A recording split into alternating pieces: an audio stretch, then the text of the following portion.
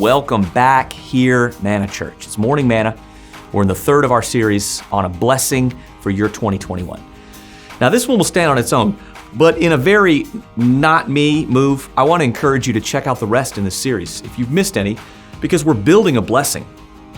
Now, that's a funny statement, building a blessing, but there's truth to that statement. This is a blessing that builds on itself, and it's found in Numbers chapter 6, verses 22 through 27. It says, "Then the Lord spoke to Moses, saying, Speak to Aaron and to his sons, saying, Thus shall you bless the children of Israel.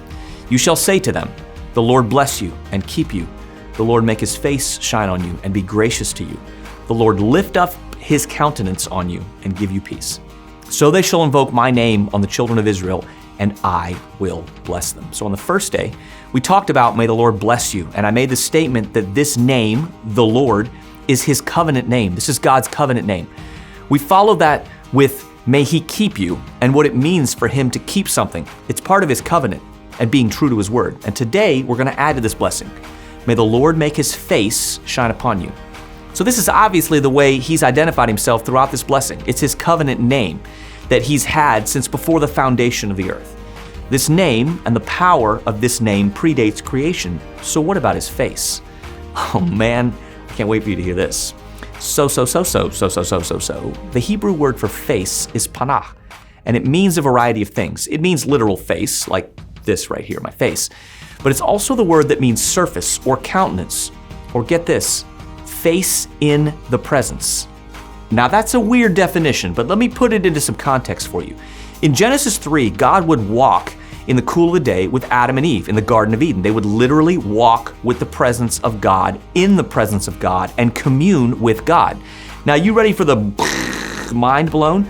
The word in number 6 for face, may the Lord make his face shine upon you, is the same word in Genesis 3 when it said that God's presence was in the Garden of Eden. Here's what you're speaking over yourself and others.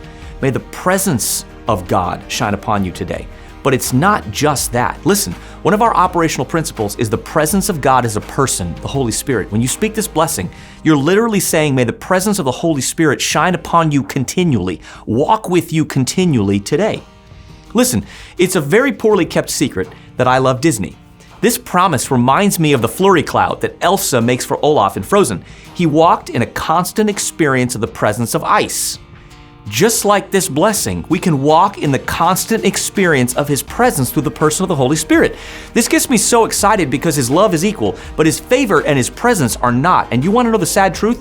Most believers want more of his presence, but most never ask. It's right there. You just have to claim it. And that's precisely what this blessing does.